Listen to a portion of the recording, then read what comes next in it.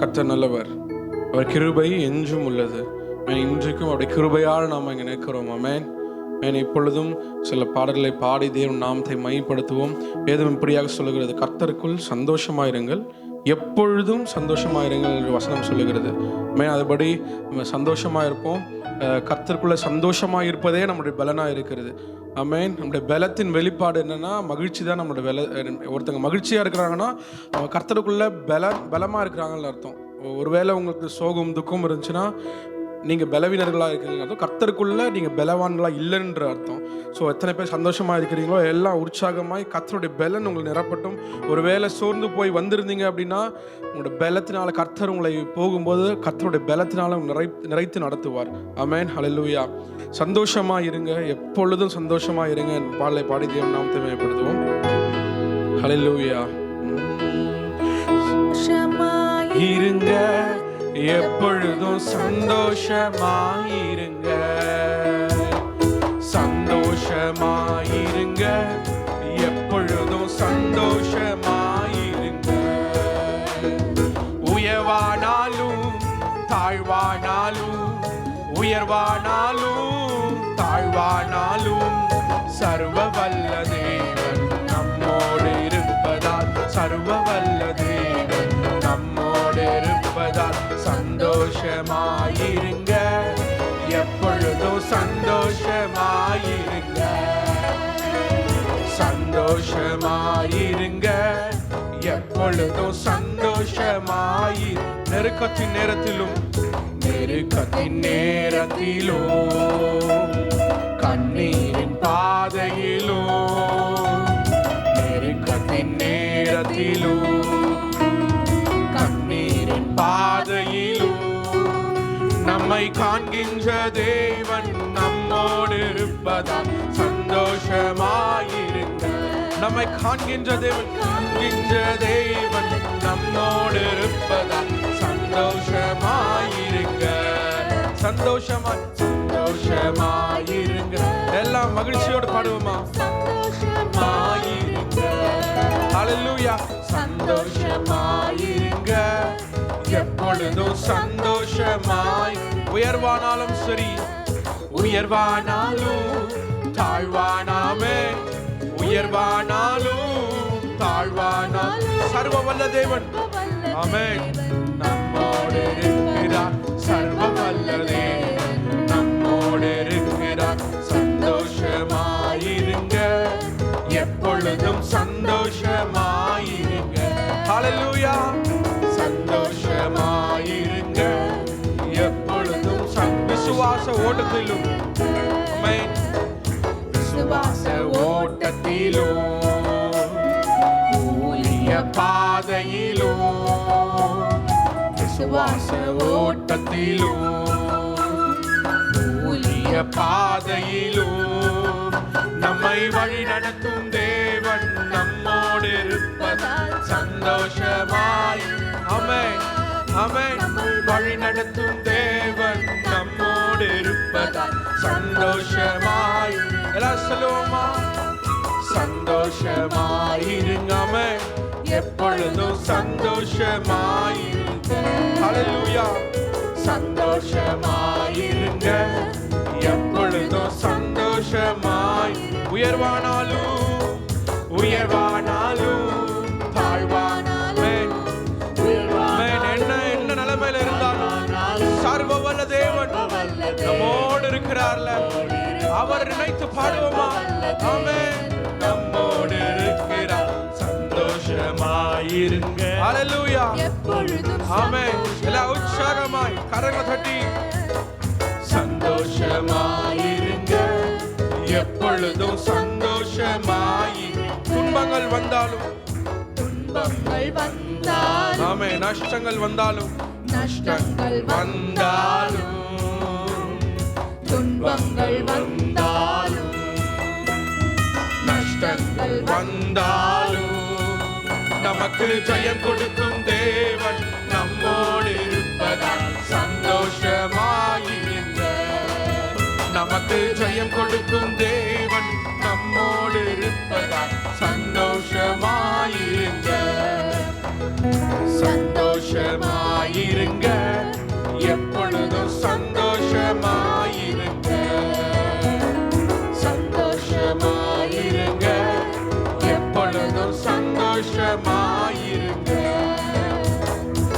உயர்வானாலும் தாழ்வானாலும், உயர்வானாலும் தாழ்வானாலும், சர்வ வல்ல தேவன் நம்மோடு இருப்பதால், சர்வ வல்ல தேவன் நம்மோடு இருப்பதால்.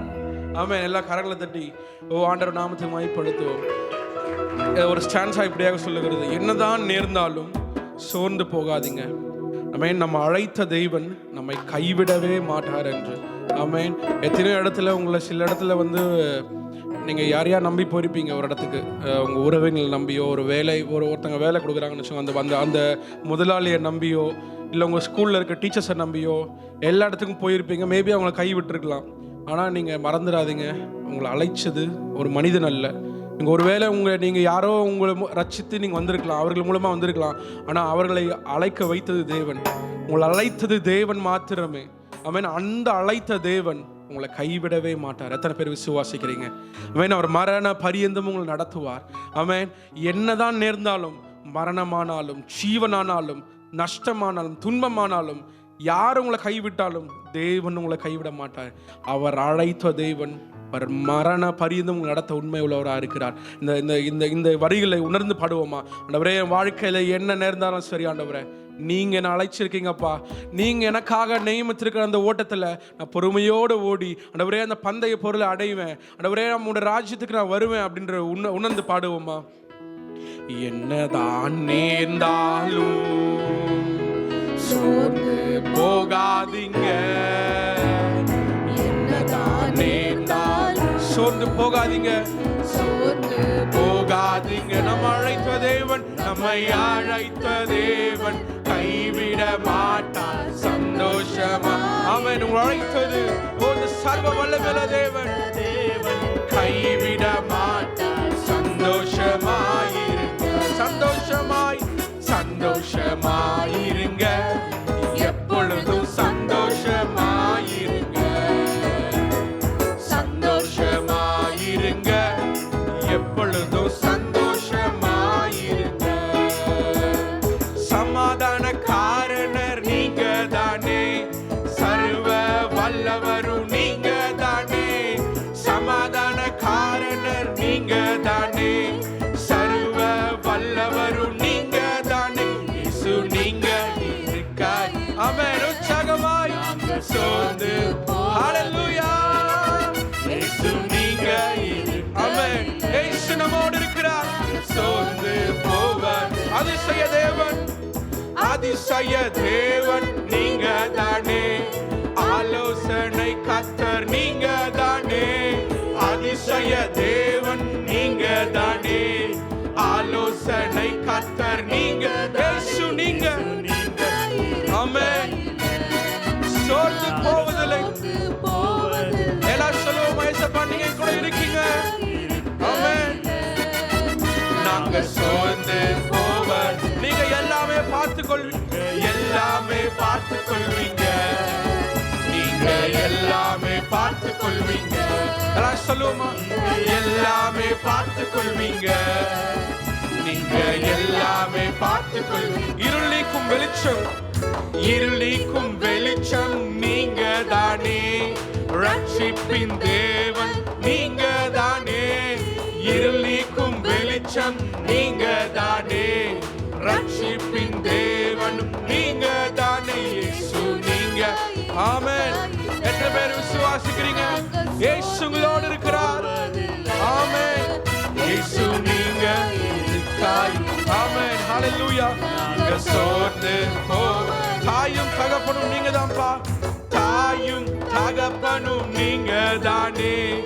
தாங்கும் சுமை தாங்கி நீங்க தானே. தாயும் தகப்பனும் நீங்க தானே. தாங்கும் சுமை தாங்கி நீங்க தானே. இயேசு நீங்க இருக்காயில்ல. ஆமென். நாங்க சோர்ந்து போவதில்லை. இயேசு நீங்க இருக்காயில்ல. நாங்க சோர்ந்து போவது. எல்லாமே எனக்கு நீங்க தானே. எல்லாமே பார்த்துக் கொள்வீங்க, எல்லாமே பார்த்துக் கொள்வீங்க. ஆமென். நீங்க எல்லாமே பார்த்துக் கொள்வீங்க, நீங்க எல்லாமே பார்த்துக் கொள்வீங்க. இயேசு நீங்க இருக்காயில். ஆமென். உற்சாகமாய் நாங்க சோர்ந்து போவதில்லை. ஆமென். இயேசு நீங்க இருக்காயில் நாங்க சோர்ந்து போவதில்லை. சமாதான காரணர் நீங்க தானே, சர்வ வல்லவரும் நீங்க தானே. சமாதான காரணர் நீங்க தானே, சர்வ வல்லவரும் நீங்க தானே. இயேசு நீங்க நீங்க சொல்லுங்க. நாங்க சோர்ந்து போவது சொல்லுங்க. சோர்ந்து போக மாட்டேன் இயேசு நீங்க. நான் சோர்ந்து போக மாட்டேன் என்று சொல்லுவோமா? நாங்க சோர்ந்து போக மாட்டோம். ஹல்லேலூயா. ஆமென். எத்தனை பேர் உற்சாகமா இருக்கிறீங்க? ஆமென். ஆமென். தேவன் நம்மோடு இருக்கிறார். எத்தனை பேர் விசுவாசிக்கிறீங்க? ஹல்லேலூயா. ஆமென். இன்னொரு பாடல் பாடுவோம். பரிசுத்தர் கூட்டம் நடுவில் ஜொலித்தீரும் சுத்த ஜோதியே. இந்த வேளையில கூட அந்த பரிசுத்த தெய்வத்தை நம்ம உள்ளத்தின் ஆழத்திலிருந்து தேவன் நம்மிடம் எதிர்பார்க்கிறது ஒன்றுதான், பரிசுத்தம். ஆமென். பரிசுத்தர் அவர் பரிசுத்தர். அவரை தொழுது கொள்கிற யாவரும் நாமும் பரிசுத்தமாக இருக்க வேண்டும். தேவன் பரிசுத்தத்தை அவ்வளவாக எதிர்பார்க்கிறார். இன்றைக்கு கூட நம்மை ஒரு நிமிடம் நம்மை நாமே ஆராய்ந்து பார்த்து இந்த பரிசுத்த தெய்வத்தை உண்மையும் உத்தமுமாய் முழு உலகத்தோடு முழு ஆத்மாவோடும் அவருடைய அன்பு கூறுவோம். அவரை நம்ம ஆராதிப்போம். ஆமென். பரிசுத்தர் கூட்டம் நடுவில் ஜொலித்தீரும் சுத்த ஜோதியே. ஆரூபியே இவ்வேளையில் ஆடி யார் நெஞ்சும் வாரீரோ. ஆரூபியே இவ்வேளையில் ஆடி யார் நெஞ்சும் வாரீரோ. பரிசுத்த கூட்டம் நடுவில் ஜொலித்தீடும் சுத்த ஜோதியே. அருவியே எல்லாம் கரங்களை தட்டி பாடுவோமா? வேளையில் ஆடி யார் நெஞ்சம் வாரீரோ. ஆரூபியே வேளையில் ஆடி யார் நெஞ்சம் வாரீரோ. மீன் கேட்டால் பாம்பை அருள்வாருண்டோ, கல் தின்ன கொடுக்கும் பெற்றோருண்டோ. மீன் கேட்டால் பாம்பை அருள்வாருண்டோ, கல் தின்ன கொடுக்கும் பெற்றோருண்டோ. கொள்ளாதோர் கூட செய்தார் நற்பீதா நலம் அருள்வார். கொள்ளாதோர் கூட செய்தார் நற்பீதா நலம் அருள்வார். பரிசுத்தர் கூட்டம் நடுவில் ஜொலித்தீடும் சுத்த ஜோதியே. அருவியே ஆரூபியே வேளையில் ஆடி யார் நெஞ்சம் வாரீரோ. அருவியே ஆரூபியே வேளையில் ஆடி யார் நெஞ்சம் வாரி. சுத்தம் விரும்பும் சுத்த ஜோதியே. விரும்பா அசுத்தம் யாவும் நீக்குமே. சுத்தம் விரும்பும் சுத்த ஜோதியே. விரும்பா அசுத்தம் யாவும் நீக்குமே. பாவி நீச பாவி நானையா, தேவாயிரக்கம் செய்ய மாட்டீரோ. பாவி நீச பாவி நானையா, தேவாயிரக்கம் செய்ய மாட்டீரோ. பரிசுத்தர் பரிசுத்த கூட்டம் நடுவில் எல்லா உற்சாகம் காரணத்தை பாடுவோமா? ஜொலித்தீடும் ஆமென். சுத்த ஜோதியே. அருவியே ஆரூபியே இவ்வேளையில் ஆடி யார் நெஞ்சம் வாரீரோ. துணை வேண்டும் தகப்பனே உலகிலே,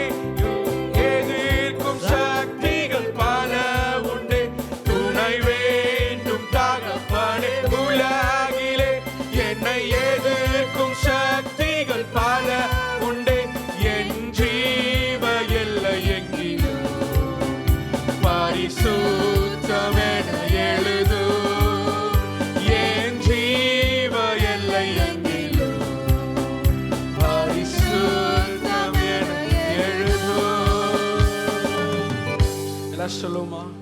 துணை வேண்டும் தகப்பனே உலகிலே, என்னை எதிர்க்கும் சக்திகள் பல உண்டே. துணை வேண்டும் தகப்பனே Amen. உங்க பரிசுத்த ஆவியோட பலன் உங்களுக்கு தேவைப்படுகிறது. சக்திகள் பல உண்டே, என் ஜீவன் எல்லை பரிசுத்தம் பரிசுத்தமென எழுது. இயேசுவே, என் ஜீவன் எல்லை. ஆமென். பரிசுத்தமென எழுது. இப்பொழுது கர்த்தருடைய வார்த்தையை நம்ம கேட்க போகிறோம். நம்முடைய மத்தியில் கூடிய அருமையான சகோதரி ஜூலியட் ஃப்ரீமன் அவர்களும் கர்த்தருடைய வார்த்தையை கொடுப்பாங்க. அவங்க ஒரு டீச்சர். வேதத்தில் இருக்கக்கூடிய வார்த்தைகளை உங்களுக்கு ஒரு ஆலோசனையாக வந்திருக்கிற 2வது ஆராதனைக்கு வந்திருக்கிற தெய்வ பிள்ளைகளுக்காக நம்ம கொடுப்பாங்க. எல்லோரும் கண்களை மூடுவோம், கரங்களை உயர்த்தி, ஆண்டவரே இன்றைக்கு என்னோடு கூட நீங்கள் பேசும் ஆண்டவரேன்னு சொல்லி கேளுங்க. அப்பா, நீங்கள் என்னோடு கூட பேசுங்கப்பா. அருமையான சகோதரி மூலமாக நீங்கள் பேசுங்க ஆண்டவரே. உம்முடைய வார்த்தையை, உம்முடைய வசனத்தை ஆண்டவரே எங்களுக்கு கற்றுக் கொடுங்க ஆண்டவரே. உம்முடைய கிருபையின் கரத்தில் எங்களை அர்ப்பணிக்கிறோம், ஒப்புக் கொடுக்கிறோம். தொடர்ந்து உம்முடைய கரம் சமூகம் பிரசன்னம் எங்களை ஆண்டு வழி நடத்துவதாக என்று சொல்லி ஜெபிக்கிறோம். நீங்கள் பேசட்டும், நாங்கள் கேட்கட்டும். இயேசு கிறிஸ்துவின் நாமத்தில் ஜெபிக்கிறோம் ஜீவன் உள்ள நல்ல பிதாவே. ஆமேன், ஆமேன், ஆமேன். அல்லேலூயா. கரங்களை தட்டி அருமையான சகோதரியை வரவேற்கலாம். லோரி பிரைஸ்லாம். Praise Lord. சரி, இந்த மாத வாக்குத்தத்தம் தெரியுமா உங்களுக்கு? யாருக்காவது சொல்ல தெரியுமா? சொல்லு. Very good. அது எங்கே இருக்கு? எல்லாரும் கைத்தட்டும். உங்களுக்கு தெரியும் தானே? கேர்ள்ஸ் சைடில் யாருக்காவது தெரியுமா? சொல்லு கிறிஸ்டினா. சொல் சொல் சொல் எழுந்துரு. Very good. அடுத்தது கை தட்டுங்க பிள்ளைங்களுக்கு. இன்னைக்கு 20 தேதி ஆயிடுச்சு, அப்படி தானே? இந்த மாதம் முடிய இன்னும் 11 நாள் இருக்குது. நீங்கள் வார்த்தை சொல்லி இல்லை ஜெபித்து ஆண்டவர் செய்திருக்கிறாரா? உங்களுக்கு செய்திருக்கிறாரா? செய்திருக்கிறாரு. செய்யலைனாலும் செய்வார், அப்படி தானே? ஏன்னா அவர் உண்மை உள்ள தேவன், வாக்கு தத்தத்தில் உண்மை உள்ளவர், வாக்கு மாறாதவர். அதனால் நீங்கள் என்ன ஜெபிச்சாலும் அதன்படி செய்வதற்கு அவர் உண்மை உள்ளவராக இருக்கிறார். சரியா? ஓகே. அப்படி அவர் கர்த்தர் வேதத்தில் அவருடைய ஊழியக்காரர்கள் சொன்ன வார்த்தைகளை எல்லாம் உண்மையாக்கியிருக்கிறார். அது பிரகாரம் நடக்க செய்திருக்கிறார். நம்ம பார்த்தோம்னா யோசுவா பற்றி உங்களுக்கு தெரியும் தானே? யோசுவா 10வது அதிகாரம் எடுங்க. 10வது அதிகாரம் 12வது வசனம்.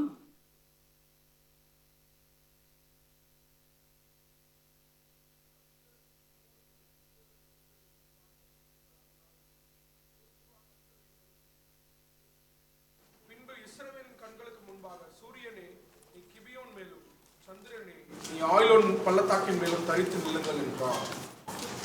அப்படியே நடந்துச்சா? அதுக்கு அடுத்த வசனத்தில்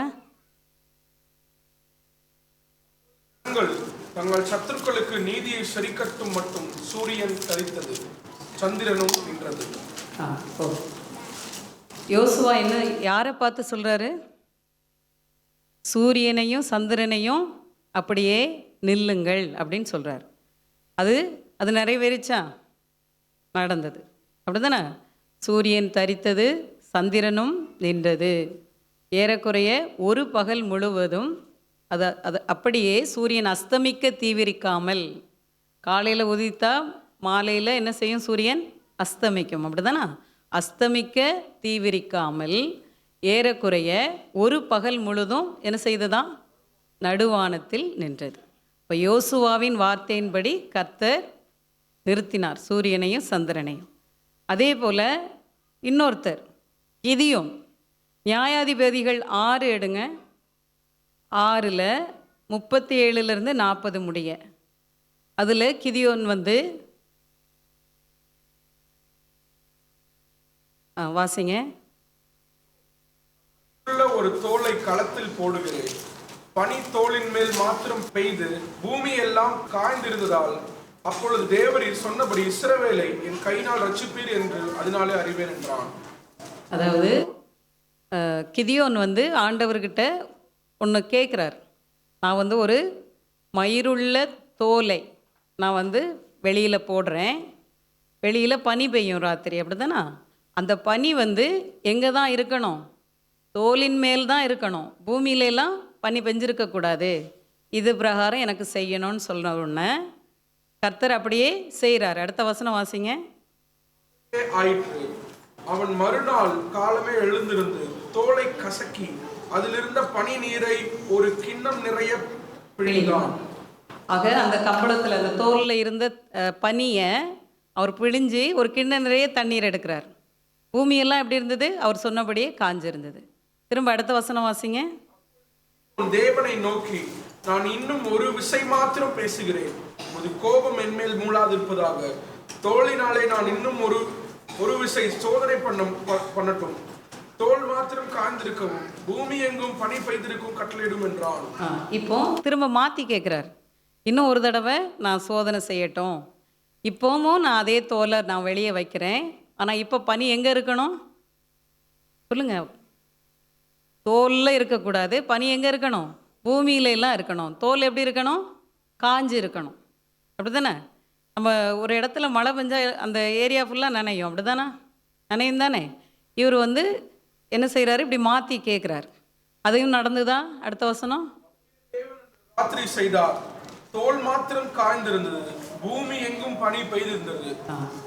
அப்படியே தேவன் அன்று ராத்திரி செய்தார், தோல் மாத்திரம் காய்ந்திருந்தது, பூமி எங்கும் பனி பெய்ந்து. ஆக கர்த்தருடைய ஊழியக்காரர்கள் அவருக்காக வைராக்கியம் நின்றவங்களுடைய வார்த்தைகளை எல்லாம் கர்த்தர் செய்தார். அவர்களுடைய வார்த்தைகளின்படியெல்லாம் செய்திருக்கிறார்.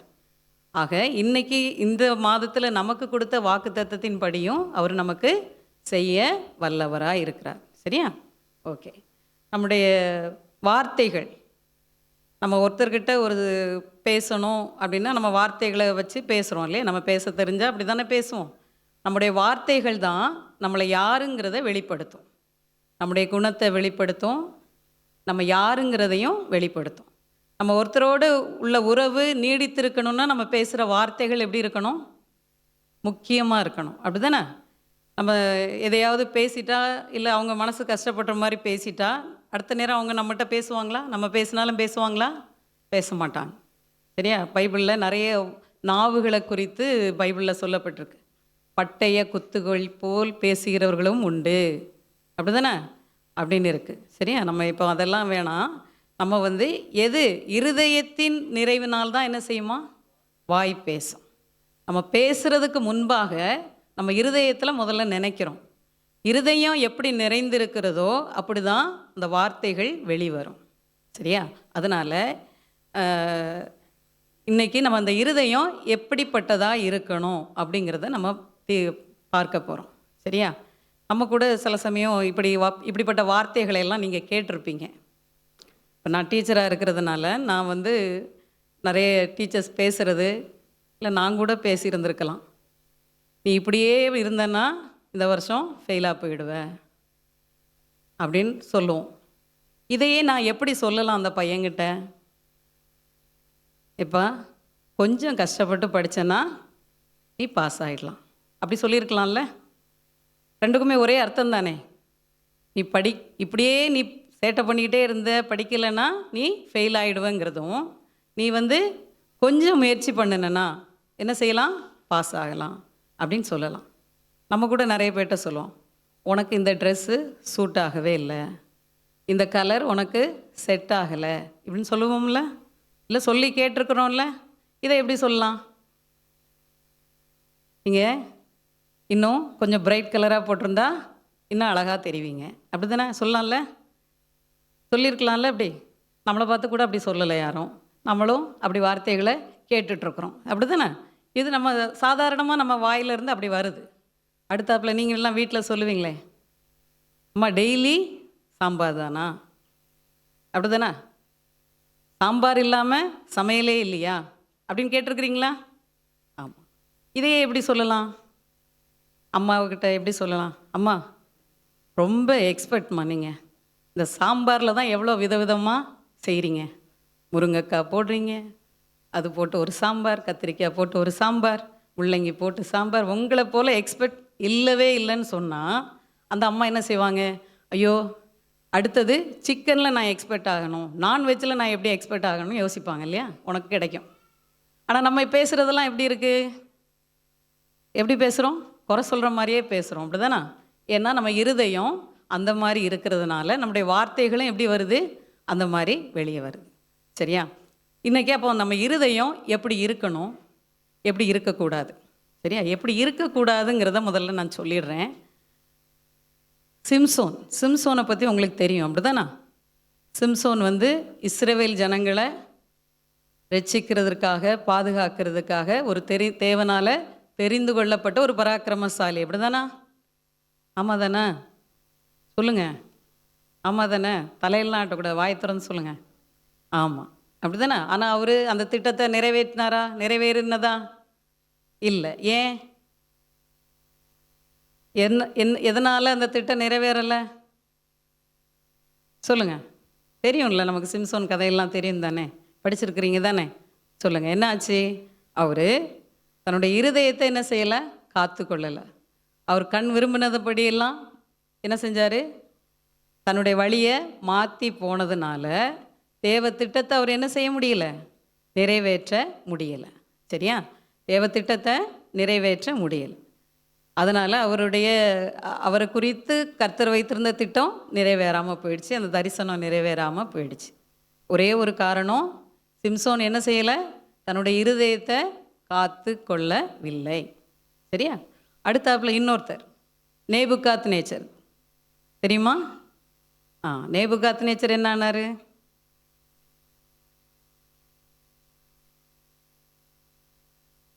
சொல்லுங்க. தெரியும், நீங்கள் சொல்லுங்க. அவர் ஒரு ராஜா, அப்படிதானே? நேபுகாத்நேச்சர் யாரு? ஒரு ராஜா. நீங்கள் டீச்சர்லாம் பிடிக்கலன்னு சொன்னீங்க, நான் இங்கே டீச்சராக நிற்கலை. சரியா? நீங்கள் வாயை திறந்து பேசலாம், ஓகேவா?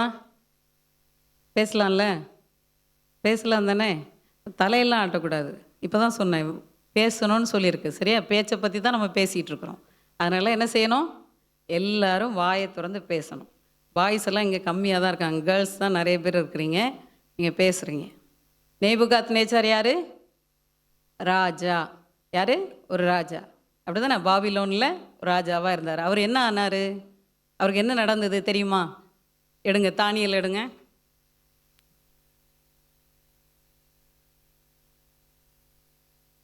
தானியல் புத்தகத்தில்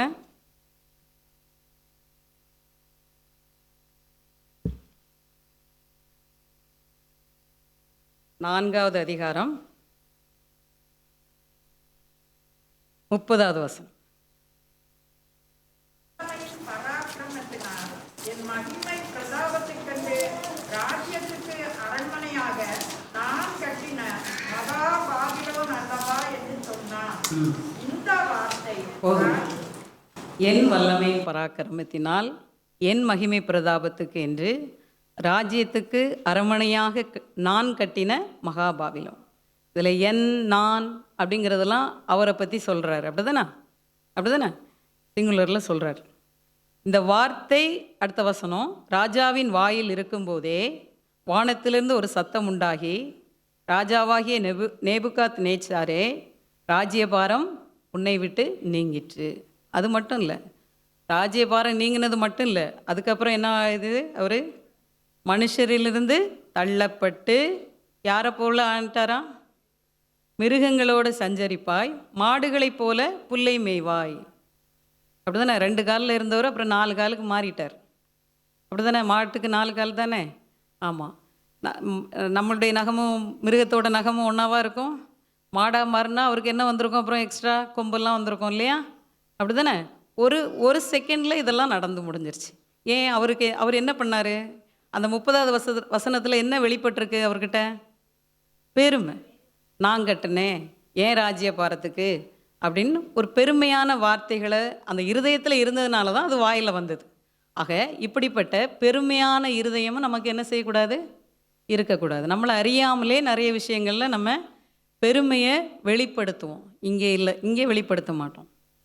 ஸ்கூலில் அப்படி தானே, வீட்டில் நம்ம என்ன செய்வோம்? நம்மளுடைய பெருமையை நம்ம என்ன செய்வோம்? வெளிப்படுத்துகிற மாதிரி பேச்சுகளாக இருக்கலாம், இல்லை நம்ம அசைவுகளாக இருக்கலாம், செயல்பாடுகளாக இருக்கலாம், அந்த மாதிரியெல்லாம் இருக்கும்.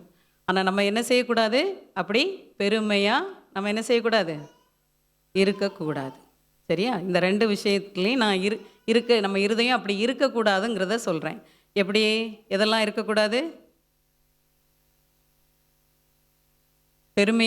பெருமையானது நினைக்கக்கூடாது. சிம்சோன் என்ன செஞ்சார்? இருதயத்தை காத்து கொள்ளலாம். அப்படி தானே?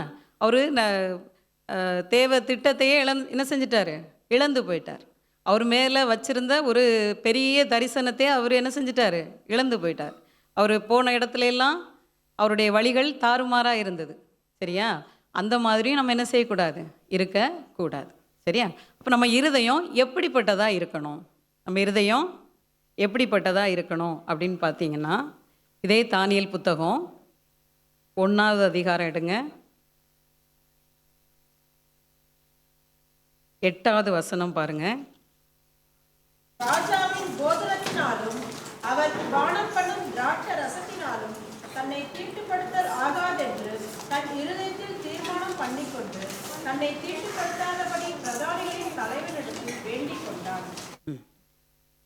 தானியேல் இப்போ அதில் முதல் வசனம் பாருங்க.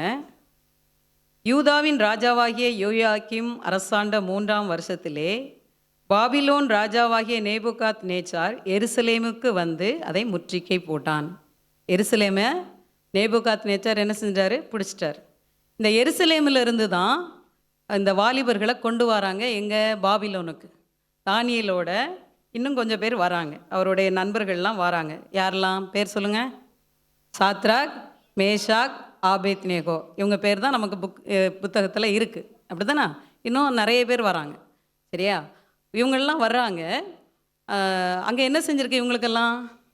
அந்த முதல் அதிகாரத்தில் தொடக்கத்தில் பார்த்தீங்கன்னா, இவங்களை வந்து எல்லா அந்த பாபிலோனில் இருக்கிற எல்லா விஷயங்களும், கல்வி எல்லாம் இவங்களுக்கு கொடுக்கணும். கல்தேயருடைய எழுத்துக்கள் அப்படி தானே, பாஷைகள் இவங்களுக்கெல்லாம் கற்றுக் கொடுக்கணும் அப்படின்னு ராஜா கட்டளை போடுறார். எஜுகேஷன் கொடுக்குறாங்க. அது மட்டும் இல்லை, இவங்களுக்கு சாப்பாடு எங்கே தான்? சொல்லுங்க.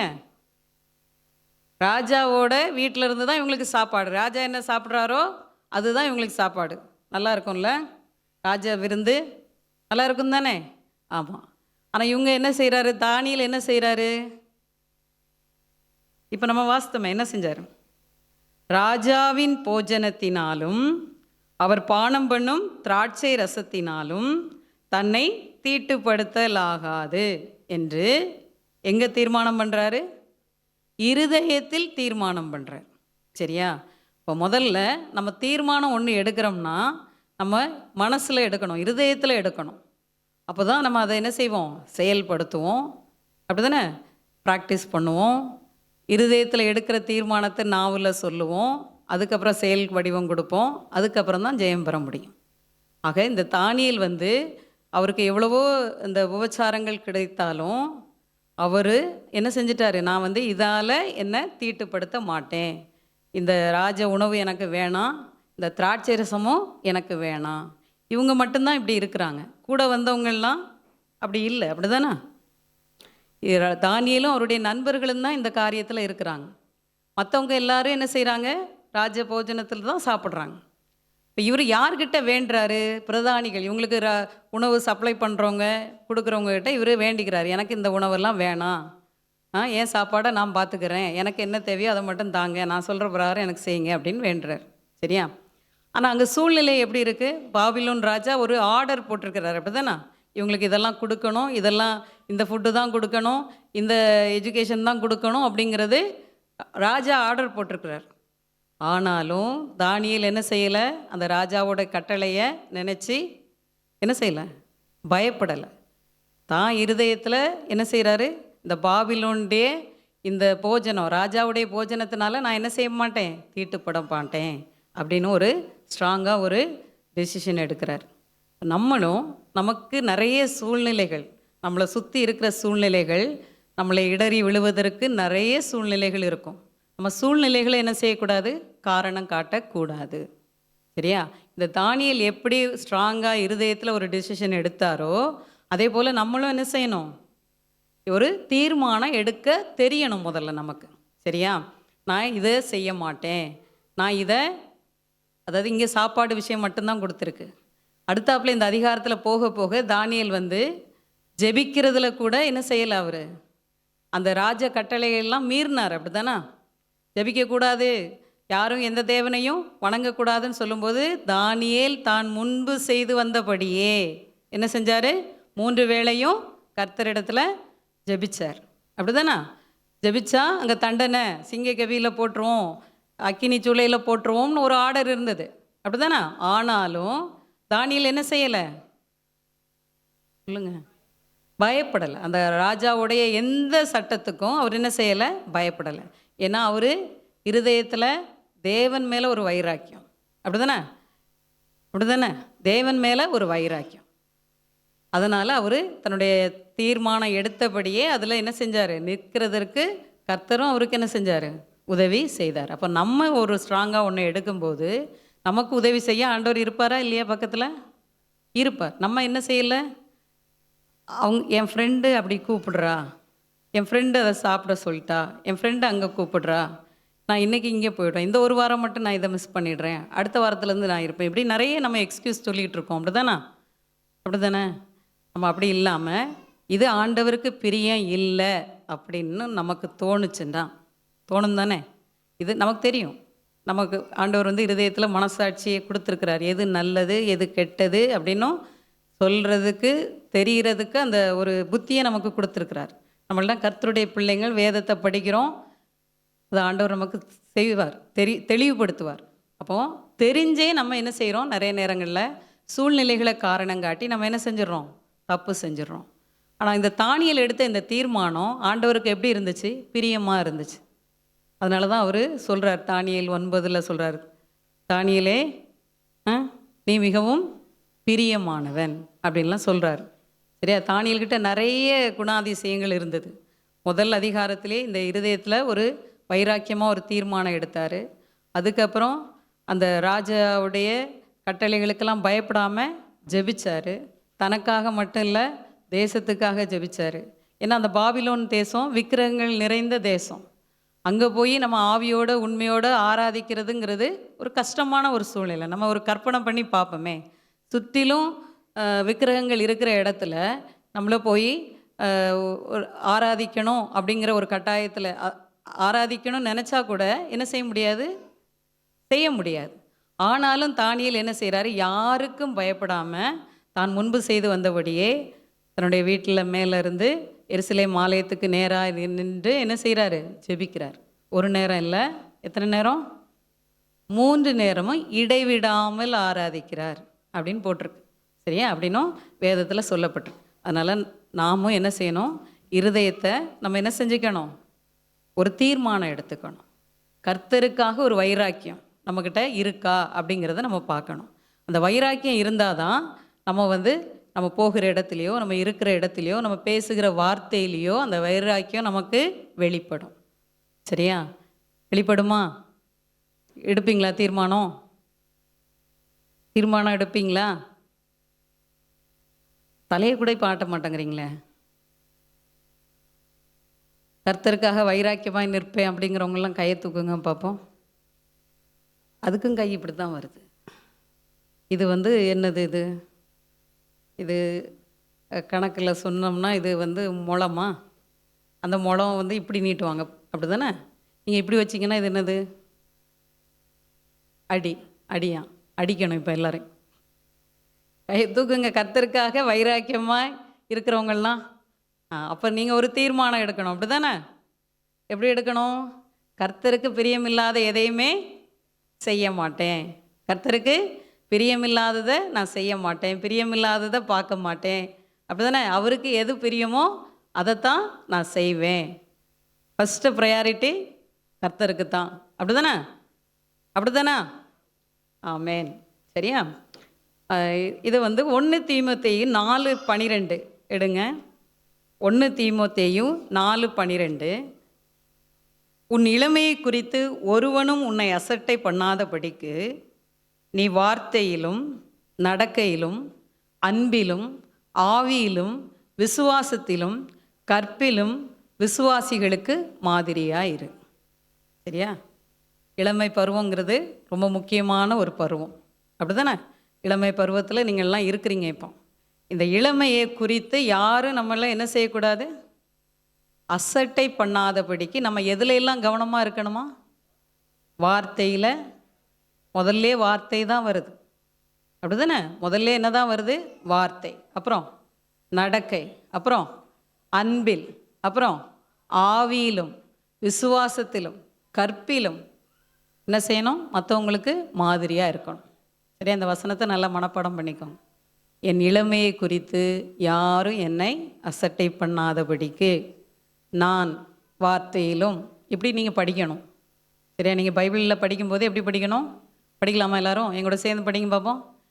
என் இளமையை குறித்து ஒருவனும் என்னை அசட்டை பண்ணாதபடிக்கு நான் வார்த்தையிலும் நடக்கையிலும் அன்பிலும் ஆவியிலும் விசுவாசத்திலும் கற்பிலும் விசுவாசிகளுக்கு மாதிரியாக இருப்பேன் தானே சொல்லணும்? ஆமாம். சரியா? அடுத்தாப்புல நமக்கு என்ன மாதிரி ஒரு இருதயம் வேணும் அப்படின்னு பார்த்தீங்கன்னா, நேபுகாத் நேச்சர்கிட்ட என்ன இருதயம் இருந்தது? பெருமை. அதுக்கு எதிர்ப்பு தான் என்னது? தாழ்மை. அந்த தாழ்மையுள்ள இருதயம் நமக்கு வேணும். சரியா? இப்போ வேதத்தில் 1 சாமுவேல் எடுங்க. 1 சாமுவேல் 24வது அதிகாரம் 14வது வசனம். யாரை தேட புறப்பட்டார்? ஒரு செத்த நாயையா, ஒரு செல்லும் பூச்சியையா? யாரை பின்தொடர்கிறீர்? இஸ்ரவேலின் ராஜா யாரை தேட புறப்பட்டார்? ஒரு செத்த நாயையா, ஒரு தெள்ளுப்பூச்சியையா? நீர் யாரை பின்தொடருகிறீர்? இது யாரு சொன்ன வார்த்தை? தாவீது சொல்கிறாரு. அப்படி தானே? யார்கிட்ட சொல்கிறாரு? சவுல்கிட்ட. இஸ்ரவேலின் ராஜா சவுல் தான். அப்படி தானே? சவுலுக்கும் தாவீதுக்கும், அதாவது இந்த அதிகாரத்தில் பார்த்தீங்கன்னா சவுல் தாவீது ராஜாவை கொல்லணும்னு தேடி போகிறார். ஆனால் தாவீது சவுலை பார்த்துட்டார். அப்படி தானே? இந்த அதிகாரங்கள் தொடக்கத்தில் பார்த்தீங்கன்னா தாவீது என்ன செஞ்சிட்டாரு? சவுலை பார்த்துட்டார். தாவீது தான் சவுலுக்கு பயந்து மறைந்து ஒரு கெபியில் இருக்கிறாரு. அந்த கெபி பக்கத்திலே சவுலும் வந்திருக்கிறாரு. சவுல் பார்க்கல, தாவீது பார்த்து அந்த சவுல் ராஜாவுடைய அந்த வஸ்திர தொங்கலெல்லாம் கிழிச்சிட்டு வந்துட்டார். சரியா? தாவீது நினைத்திருந்தா சவுல் ராஜாவை அவர் என்ன செஞ்சுருக்கலாம்? கொன்று போட்டிருக்கலாம். அவர் என்ன செஞ்சுருக்கலாம்? கொன்று போட்டிருக்கலாம். ஆனால் தாவீது அதை செய்யலை. சரியா? செய்யாமல், ஏன்னா சவுல் யார்? கர்த்தரால் அபிஷேகம் பண்ணப்பட்ட முதல் ராஜா. அப்படி தானே? இஸ்ரவேலுக்கு முதல் ராஜாவாக கர்த்தரால் அபிஷேகம் பண்ணப்பட்டவர். கர்த்தர் அபிஷேகம் பண்ணுவித்தவர் மேலே நான் எப்படி என் கையை போடுவேன் அப்படின்னும் தாவீது அவனோடு கூட இருந்த ஆட்கள் சொல்லும்போது கேட்குறார். அவர் கர்த்தரால் அபிஷேகம் பண்ணப்பட்டவர், அவர் மேலே கையை நான் எப்படி போடுவேன், அதாவது எப்படி நான் அவரை கொலை செய்ய முடியும் அப்படின்னு கேட்குறாரு. ஆனால் இந்த சவுல் தாவீதை தேட வந்திருக்காரு அப்படின்னோடனே தாவீது அதுக்கு ரிப்ளை பண்ணுறது தான் இது நம்ம இப்போ வாசித்தது. தாவீது தன்னை யாராக சொல்கிறான்? வார்த்தையில் என்ன சொல்லுது? செத்த நாய். செத்த நாயை போல, செத்த நாயையாகிய என்னையவா, அடுத்தாப்புல தெள்ளு பூச்சியாக இருக்கிற என்னையவா தேடி நீங்கள் வந்தீங்க, அரண்மனையை விட்டுட்டு இந்த காட்டுக்கு வந்திருக்கிறீங்க அப்படின்னும் தாவீது ராஜாவுக்கு முன்பாக அந்த மனுஷர்கள், தாவீதோடு கூட நிறைய பேர் இருக்கிறாங்க, சவுலோடையும் கூட நிறைய பேர் இருக்கிறாங்க, அத்தனை பேருக்கு முன்பாக தாவீது என்ன செய்கிறாரு? தன்னை தாழ்த்துறார். மனுஷர்களுக்கு முன்பாக என்ன செய்கிறாரு? தன்னை தாழ்த்துகிறார். நம்ம அப்படி தாழ்ந்து ஏதாவது ஒரு வார்த்தை சொல்லுவோமா? எப்படி நீ என்ன அப்படி சொல்லுவ அப்படி கேட்போம்ல. கேட்கலனாலும் நினைப்போம், இல்லை அந்த இடத்துல பேசலைன்னா இன்னொரு இடத்துல பேசுவோம். நீ யார் என்ன சொல்கிறதுக்கு, நான் யாராக்கும் இதெல்லாம் கேட்போம்ல. கேட்டிருக்கோம். சரியா? நம்ம என்ன, ஆனால் அந்த தாவீது ராஜா, அவரும் ஒரு ராஜா தான். அவர் என்ன சொல்கிறாரு சவுல்கிட்ட, என்ன தேடி, நான் செத்த நாய், நான் ஒரு தெள்ளு பூச்சி, என்ன தேடி நீங்கள் வந்தீங்களா அப்படின்னும் தன்னை தாழ்த்தினதை நம்ம இந்த இடத்துல பார்க்குறோம். சரியா? இப்படிப்பட்ட தாழ்மை மனுஷர்களுக்கு முன்பாக நம்ம என்ன செய்யணும்? தாழ்ந்து பேச தெரியணும். சரியா? அப்போ தான் நம்ம யாருக்கு முன்பாகவும் பேசுவோம்? கர்த்தருக்கு முன்பாகவும் தாழ்ந்து பேசுவோம். அதே தாவீது 2 சாமுவேல் 24வது அதிகாரம் எடுங்க. அதுலேயும் 14வது வசனம். தாவீது காத்தை நோக்கி, கொடிய இடுக்கணில் அகப்பட்டிருக்கிறேன், இப்பொழுது நாம் கர்த்தருடைய கையிலே விழுவோமாக. அவருடைய இரக்கங்கள் மகா பெரியது, மனுஷன் கையில் விழாதிருப்பேனாக என்றார். இப்போ என்ன சொல்கிறாரு தாவீது? அவங்களுக்கு ரொம்ப இக்கட்டான ஒரு சூழ்நிலை. 7 வருஷம் பஞ்சம் வரணுமா, 3 மாதம் உடைய சத்துருக்கள் உண்மை பின்தொடர, அந்த அதிகாரங்கள்லாம் நீங்கள் வாசித்தீங்கன்னா தாவீது ரொம்ப ஒரு நெருக்கத்துக்கு உள்ளான ஒரு சூழ்நிலை. சரியா? இந்த இக்கட்டிலிருந்து வெளியே வரணும்னா அவர் நினச்சிருந்தா வேறு மாதிரி வழிகளை கையாண்டிருக்கலாம். ஆனால் அவர் என்ன செஞ்சிட்டாரு? இந்த வசனத்தில் என்ன சொல்லியிருக்கு? அப்பொழுது தாவீது காத்தை நோக்கி, கொடிய இடுக்கணில் அகப்பட்டிருக்கிறேன். நம்ம யார்கிட்ட விழணும்? கர்த்தருடைய கையிலே விழுவோமாக. சரியா? நம்ம எல்லாருமே மற்றவங்களுக்கும் அவர் ஒரு முன்மாதிரியை சொல்லி கொடுக்குறாரு. நம்ம யாரையும் நம்ம தேடி போக வேணாம், யாரையும் நம்ப வேண்டாம், யார் கை காலையும் பிடிக்க வேணாம். நம்ம யார் கையில் விழுந்தா போதும்? கர்த்தருடைய கையில் விழுந்தா போதும். ஏன்னா அவர்கிட்ட தான் என்ன இருக்குது? மகா இரக்கம். அவர் நினச்சா நிமிஷத்தில் எல்லாத்தையும் என்ன செஞ்சிருவார்? தலைகீழாக மாற்றிடுவார். சரியா? அதனால் நம்ம கர்த்தருடைய கையில் விழுவோம், மனுஷங்கள்கிட்ட போவேணாம் அப்படின்னு அவனை சுற்றி இருந்தவங்களுக்கும் அவர் ஒரு அட்வைஸ் கொடுக்குற மாதிரி அவர் அந்த வார்த்தையை சொல்லி கர்த்தருக்கு முன்பாக என்ன செய்கிறாரு? தன்னை தாழ்த்துறார். முதல்ல மனுஷனுக்கு முன்பாக தாழ்த்தினார். அடுத்தாப்புல இப்போ என்ன செய்கிறாரு? கர்த்தருக்கு முன்பாக தாழ்த்துறார். ஆக நாமும் என்ன செய்யணும்? நம்மளுடைய இருதயம் எப்படி இருக்கணும்? தாழ்மையாக இருக்கணும். என்ன? தாழ்மையாக இருந்தால் தான் அந்த வார்த்தைகள் தாழ்மையால் நிரம்பி இருந்தால் தான் வார்த்தைகளும் எப்படி வரும்? தாழ்மை உள்ளதாக வெளியே வரும். அப்படி தானே? இருதயத்தின் நிறைவினால தானே வாய் பேசும் அப்படின்னு நம்ம வேதத்தில் சொல்லப்பட்டிருக்கு. அது உண்மைதானே? நம்ம இப்போ நம்மளை அறியாமலே ஒவ்வொரு நாளும் நம்ம சில வார்த்தைகளை பேசிகிட்டு இருக்கிறோம்னா நம்ம அந்த நினைவு தான் நம்ம இருதயத்தில் இருக்கும். அதனால் நம்முடைய வார்த்தைகளாக அது வெளிவருது. இப்போ நம்மகிட்ட தாழ்மை இருந்ததுன்னா தாழ்மையான வார்த்தை தான் நமக்கு என்ன செய்யும்? வெளியே வரும். சரியா? அதனால் அடுத்ததாக நம்மகிட்ட இருக்க வேண்டியது என்னது? மனத்தாழ்மை. சரியா? மனுஷங்களுக்கு முன்பாகவும் நம்ம தாழ்மையாக பேச தெரியணும், கர்த்தருக்கு முன்பாகவும் என்ன செய்யணும்? தாழ்மையாக பேச தெரியணும். அடுத்தாப்புல இதே தாவீதுக்கு இன்னொரு இருதயம் இருந்தது. அது நம்ம எல்லாருக்குமே தெரியும். அவர் தான் நிறைய சங்கீதங்களை எழுதியிருக்கிறார். அப்படி தானே? சங்கீதங்கள் மொத்தம் எத்தனை? 150. அதில் ஏறக்குறைய பெரும்பான்மையான சங்கீதம் தாவீது தான் எழுதியிருக்கிறார். அப்படி தானே? பாடியிருக்கிறார். தாவீது என்ன வேலை செய்தார் சொல்லுங்க? ஆடுகளை மேய்த்து கொண்டிருந்தார். அப்படி தானே? அவர் எப்பெல்லாம் பாட்டு எழுதினார்? இந்த சங்கீதங்கள்லாம் எழுதினார் ஆடு மேய்ச்சிட்டு இருக்கும்போது. அப்படி தானே? ஆடு மேய்ச்சிட்டு இருக்கும்போது துக்கம்னாலும் அவருக்கு பாட்டு தான், சந்தோஷம்னாலும் பாட்டு தான், தோல்வி வந்தாலும் பாட்டு தான், ஜெயம் வந்தாலும் பாட்டு தான். அப்படி தானே? நிறைய சங்கீதங்களில் ஒரு கர்த்தரை நான், நமக்கு தெரிந்த நல்ல ஒரு வசனம் சங்கீதம் 34:1 என்ன சொல்லுது? கர்த்தரை நான் எக்காலமும் ஸ்தோத்தரிப்பேன், அவர் துதி எப்போதும் என் வாயில் இருக்கும். அப்போ வாயில் இருக்குன்னா முதல்ல இருதயத்தில் அது அப்படி இருக்குது. அப்படி தானே? இருதயம் துதியினால் நிறைந்திருக்கும் போது தான் வாயில் துதி வரும். சரியா? இருதயம் நன்றி உள்ளதாக இருந்தால் தான் வாயில் துதி ஸ்தோத்திரங்கள் வரும்.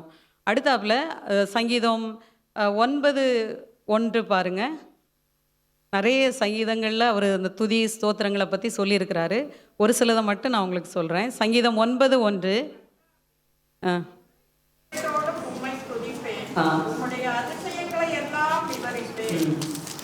சங்கீதம் 9:1 என்ன சொல்லியிருக்குன்னா, கர்த்தாவே என் முழு இருதயத்தோடு உம்மை துதிப்பேன். சரியா, இருதயத்தோடு உம்மை துதிப்பேன் அப்படின்னு சொல்லியிருக்கு. அடுத்தாப்புல சங்கீதம் 22 எடுங்க. 22:22 என் சகோதரருக்கு அறிவித்து சபைகளில் உம்மை துதிப்பேன். யாருக்கு அறிவித்து? சகோதரர்களுக்கு அறிவித்து. எங்கே துதிப்பேன்னு போட்டிருக்காரு? சபை நடுவிலே உம்மை துதிப்பேன். அதே 22:25 பாருங்க. நான் உம்மை துதிப்பேன், அவருக்கு பயப்படுகிறவர்களுக்கு முன்பாக என் பொருத்தனைகளை செலுத்துவேன். சரியா, முதல்ல சபை, அடுத்தது மகா சபை. சகோதரர்களுக்கு முன்பாக துதிப்பேன், முழு இருதயத்தோடு துதிப்பேன், எக்காலமும் ஸ்தோத்தரிப்பேன். இப்படி அவருடைய நிறைய சங்கீதங்கள் துதி ஸ்தோத்திரங்களில் பேஸ் பண்ணி தான் எழுதப்பட்டிருக்கு. சரியா, அடுத்தாப்புல சங்கீதம் 16:7 பாருங்க. 16:7 ஆசை தந்த கர்த்தரை துதிப்பேன், ராக்காலங்களிலும் என் உள்ளிந்திரியங்கள் என்னை உணர்த்தும். எனக்கு ஆலோசனை தந்த கர்த்தரை துதிப்பேன். அவர் ஒவ்வொரு வசனத்திலையும் ஒவ்வொன்றா சொல்லி சொல்லி தான் துதியை சொல்கிறார். அப்படிதானா? சகோதரர்களுக்கு உம்முடைய நாமத்தை அறிவித்து துதிப்பேன். சரியா, ஆலோசனை தந்ததுனால உம்மை துதிப்பேன். எனக்கு நீர் புகலிடமாக இருக்கிறதுனால உம்மை துதிப்பேன். எனக்கு கேடகமாக இருக்கிறதுனால உம்மை துதிப்பேன்.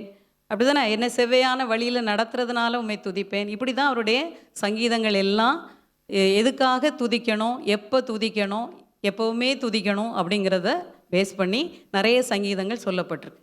ஆக அடுத்தாப்புல நம்முடைய இருதயம் எப்படி இருக்கணும்? எதனால் நிரம்பி இருக்கணும்?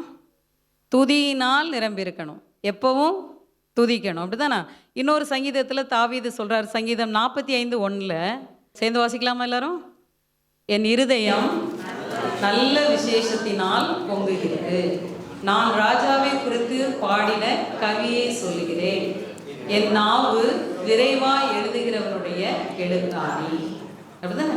நல்ல விசேஷத்தினால பொங்குகிறது. முதல் வசனமே அப்படி சொல்லுது. அப்படிதானே? என்ன விசேஷம்? தாவீதுக்கு என்ன விசேஷம் இருந்தது? உங்களுக்கு என்ன விசேஷம் இருக்கு? சொல்லுங்க. ஒவ்வொருத்தருக்கும் ஒன்று இருக்கும்ல. எனக்கு இது இருக்கிறதுனால நான் ரொம்ப சந்தோஷமா இருக்கிறேன். உங்களுக்கு தெரிஞ்சதெல்லாம் சொல்லுங்க. தாவீது சொல்றாரு, என் இருதயம் நல்ல விசேஷத்தினால் பொங்குகிறது அப்படின்னு சொல்றாரு. நம்முடைய இருதயம் எதை நினைத்து பொங்குகிறது? இல்லை எதனால் பொங்குகிறது? கர்த்தர் என்னை ரட்சித்தார். அதை விடவும் என்ன விசேஷம் நமக்கு இருக்கு? அப்படிதானே? கர்த்தர் நம்ம ரட்சித்ததுனால தான் நம்ம விசேஷித்தவர்கள். அப்படிதானா? ஆமாம் தானே?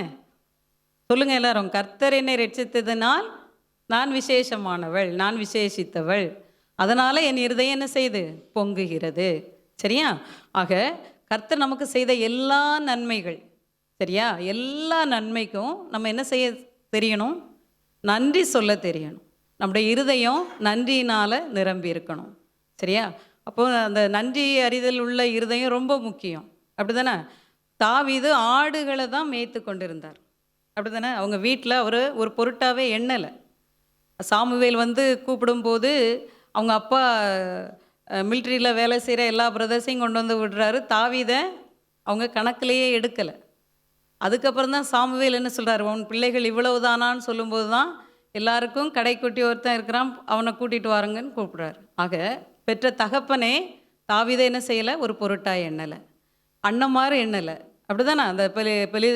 அந்த கோலியாத்து இது போகும்போது அண்ணமாறு திட்டுறாங்க, நீ ஏன் இங்கே வந்த அப்படின்னு திட்டுறாங்க. ஆக இப்படி எல்லாராலையும் ஒதுக்கப்பட்டு இருந்தாலும் கர்த்தருக்கு அவன் எப்படி இருந்தான்? விசேஷமானவன். அப்படி தானே? அதனால தான் ஆடுகள் பின்னாய் நடந்து கொண்டிருந்த தாவீதை என்ன செஞ்சார்? அவர் அரசனாய் மாற்றினார். தாவீதும் என்ன செஞ்சார்? எப்போவும் ஆண்டவருக்கு நன்றி சொல்லி கர்த்தருடைய இருதயத்தை எப்படி மாற்றினார்? பிரியமானதாய் மாற்றினார். ஆண்டவரே அவரை பார்த்து சொல்கிறாரு இல்லையா? என்ன சொல்கிறாரு? என் இருதயத்துக்கு ஏற்றவன். அப்படி தானே? தாவீதுனாலே பிரியமானவன். அப்போ ஆண்டவருக்கு எது எது பிரியுமோ அதையெல்லாம் தேடி தேடி தாவீது செய்கிறார். ஒவ்வொரு விஷயத்துக்கா என்ன செய்கிறாரு? நன்றி சொல்கிறார். சரியா? ஆக கர்த்தருடைய இருதயத்துக்கு ஏற்ற அந்த துதி தாவீதுகிட்ட இருந்தது. அந்த நன்றி உள்ள இருதயம் தாவீதுகிட்ட இருந்தது. அதனால் எப்போவும் என்ன செய்கிறாரு? நன்றி சொல்லிக்கிட்டே இருக்கிறார். ஆக நாமும் என்ன செய்யணும்? நன்றி சொல்லிக்கிட்டே இருக்கணும். கர்த்தர் நமக்கு செய்தது, செய்ய போகிறது, சரியா? அவர் சொல்கிறார், உம்முடைய ஆலயத்தில் உம்முடைய அதிசயங்களையெல்லாம் நான் விவரிப்பேன், சபையில் உம்மை துதிப்பேன், என் சகோதரர்களுக்கு உம்முடைய நாமத்தை அறிவித்து உம்மை துதிப்பேன். நான் கொஞ்சம் தான் சொல்கிறேன். நிறைய சங்கீதங்களில் இன்னும் நிறைய என்னை செவ்வையான வழியில் நடத்தும் இப்படியெல்லாம் சொல்கிறாரு. அப்படி தானே சொல்கிறாரா? இதே தாவீது இன்னொரு வார்த்தை சொல்வார், வேதனை உண்டாக்கும் வழி என்னிடத்தில் உண்டோ என்று பார்த்து என்னை நித்திய வழியில் நடத்தும். அப்படி தானே? நிறைய தாவீதோட சங்கீதங்களை தான் நம்ம ஜபங்களாக சொல்கிறோம். இன்றைக்கும் எத்தனையோ 1000 ஆண்டுகள் ஆனாலும் நம்ம இன்றைக்கும் அதை என்ன செய்கிறோம்? பொக்கிஷமாக வைத்துட்ருக்குறோம். அப்படி தானே? ஆக நம்ம இன்றைக்கி என்னதெல்லாம் இது பண்ணோம், கற்றுக்கொண்டோம். எப்படி இருக்கணும் நம்ம இருதயத்தில் கர்த்தருக்காக ஒரு வைராக்கியமான ஒரு தீர்மானம். அப்படி தானே? வைராக்கியம் இருந்தது. அடுத்தாப்புல தாவீதை பற்றி 2 விஷயம் சொன்னேன். என்ன சொன்னேன்? முதல்ல தாழ்மை. அப்படி தானே? யாருக்கு முன்பாக? மனுஷருக்கு முன்பாகவும் கர்த்தருக்கு முன்பாகவும் தன்னை தாழ்மைப்படுத்தினார். அப்படி தானே? அவருடைய பேச்சில் ஒரு தாழ்மை இருந்தது. அதனால தான் கர்த்தர் அவரை உயர்த்தினார். துதி. அடுத்தாப்புல துதிக்கணும். கர்த்தரே நம்மளுடைய இருதயம் என்ன செய்யணும்? எப்போவுமே துதித்து கொண்டே இருக்கணும். நம்முடைய நாவில் எப்பொழுதும் அவரை துதிக்கிற துதி இருந்து கொண்டே இருக்கணும். சரியா? இருக்கலாமா? அப்படி இருக்குமா? இருதயம் இருக்குமா இருக்காதா? ஆமாம். ஏன்னா வேதம் சொல்லுகிறது, நல்ல மனுஷன் நல்ல பொக்கிஷத்திலிருந்து, பொக்கிஷமாகிய இதயத்திலிருந்து நல்லவைகளை எடுத்து காட்டுகிறான் அப்படின்னு ஒரு வசனம் இருக்கா இல்லையா? படிச்சிருக்கிறீங்களா? மத்தேயு 12:35 எடுங்க. நல்ல பொக்கிஷத்திலிருந்து நல்லவைகளை எடுத்து காட்டுகிறான். அது வேணாம் நமக்கு. நம்ம யார்? நல்ல மனுஷங்களாக இருப்போம். நம்முடைய இருதயம் எப்படி இருக்கணும்? நல்ல பொக்கிஷமாக இருக்கட்டும். சரியா? இப்போ நம்ம எப்படி இருக்கணும்? நல்லவைகளையே எடுத்து காட்டுகிறவர்களாக இருக்கணும். சரியா? இந்த நல்லவைகளுக்கு தான் இப்போ உங்களுக்கு 3 பாயிண்ட் சொல்லியிருக்கிறேன். கர்த்தரிடத்தில் ஒரு வைராக்கியமான இருதயம், சூழ்நிலைகளை காரணம் காட்டக்கூடாது. சரியா? அடுத்தாப்புல தாழ்மையுள்ள இருதயமாக இருக்கணும், துதிக்கிற இருதயமாக இருக்கணும். சரியா? உன்னை நம்ம பின்பற்றலாமா? ஏன்னா இருதயத்தை நிறைவினால்தான் என்ன வாய் பேசும். நம்ம என்ன நினைக்கிறோமோ அதை தான் பேசும். சரியா? அதனால் நம்முடைய இருதயம் இப்படிப்பட்ட நல்ல பொக்கிஷ சாலையாக இருக்கணும். பொக்கிஷ சாலைன்னா உங்களுக்கு தெரியும், அதில் ரொம்ப வேல்யூபிள் திங்ஸ் தான் இருக்கும் இல்லையா? அப்படி தானே? ராஜாவுடைய அரண்மனையில் பொக்கிஷ சாலைகள் இருக்குது. கர்த்தரும் தன்னுடைய பொக்கிஷ சாலையாக வானத்தை திறப்பார், பொக்கிஷ சாலையாக ஜலத்தை குவிச்சு வச்சிருக்கிறார், அப்படிலாம் வார்த்தைகள் இருக்குது. அந்த பொக்கிஷங்கள் நம்ம இருதயத்துக்கு ஆண்டவர் ஒப்பிட்டு சொல்லியிருக்கிறார். பொக்கிஷம் இருதயத்தை எதுக்கு ஒப்பிட்டிருக்கிறாரு? பொக்கிஷத்துக்கு ஒப்பிட்டிருக்கிறார். அப்போ அந்த பொக்கிஷத்தில் நம்ம நல்ல வேல்யூபிள் திங்ஸாக, காஸ்ட்லி திங்ஸாக வச்சுக்கணும் இல்லையா? அதுக்கு தான் இந்த 3 பாயிண்ட் சொல்லியிருக்கிறேன். நீங்கள் அதை என்ன செய்யணும்? வரக்கூடிய நாட்களில் நம்ம அதை என்ன செய்யணும்? நம்முடைய ஒவ்வொரு அசைவிலையும் ஒவ்வொரு பேச்சிலையும் நம்ம அதை என்ன செய்யணும்? வெளிப்படுத்தணும். ஏன் எழுந்திருக்கலாமா? நம்ம ஜெபிக்கலாம். ஸ்தோத்திரம் ஆண்டவரே, உண்மை நாங்கள் நன்றியோடு ஸ்தோத்தரிக்கிறோம். இந்த நாளிலும் நீங்கள் எங்களுக்கு கற்றுக் கொடுத்த இந்த வேத வார்த்தைகளுக்காக நாங்கள் நன்றியோடு துதிக்கிறோம். நல்ல மனுஷன் தன் இருதயமாகிய நல்ல பொக்கிஷத்திலிருந்து நல்லவைகளை எடுத்து காட்டுகிறான் என்று நீங்கள் சொல்லியிருக்கிற வார்த்தையின்படியே எங்கள் இருதயம் என்னும் பொக்கிஷ சாலையை உங்கள் கரத்தில் நாங்கள் ஒப்பு கொடுக்குறோம். நீங்கள் அதை ஆண்டு கொள்ளும்படி உங்கள் கரத்தில் நாங்கள் ஒப்பு கொடுக்குறோம் அப்பா. நாங்கள் இருக்கிற இடம், நாங்கள் வாழுகிற இடம், நாங்கள் ஆண்டவரே தங்கி தாபரிக்கிற இடம் எப்படிப்பட்டதாக இருந்தாலும் எங்கள் இருதயத்தை பாதுகாத்து கொள்ள உம்மால் மாத்திரமே கூடும் ஆண்டவரே. நாங்கள் எவ்வளவு பிரயாசப்பட்டாலும் சில சமயங்களில் நாங்கள் தவறி விடுகிறோம். இந்த நாளில் இந்த நேரத்தில் தகப்பனே எங்களுடைய இருதயத்தை உங்கள் கரத்தில் நாங்கள் ஒப்பு கொடுக்குறோம் அப்பா. அந்த இருதயத்துக்குள்ளே நீங்கள் சிம்மாசனம் போட்டு அமர்ந்து கொள்ளுங்க ராஜா. வேறு எந்த மனுஷனுக்கும் எந்த நினைவுகளுக்கும் உமக்கு பிரியமில்லாத எந்த காரியத்துக்கும் நாங்கள் அதைக்கு இடம் கொடுக்க மாட்டோம் என்று இந்த நாளிலே நாங்கள் ஒரு தீர்மானமாய் உங்களுடைய சமூகத்தில் நாங்கள் சொல்லுகிறோம் ஆண்டவரே. எங்கள் இருதயத்தில் நீங்கள் இருங்கப்பா, நீங்கள் வாசம் பண்ணுங்கப்பா தகப்பனே.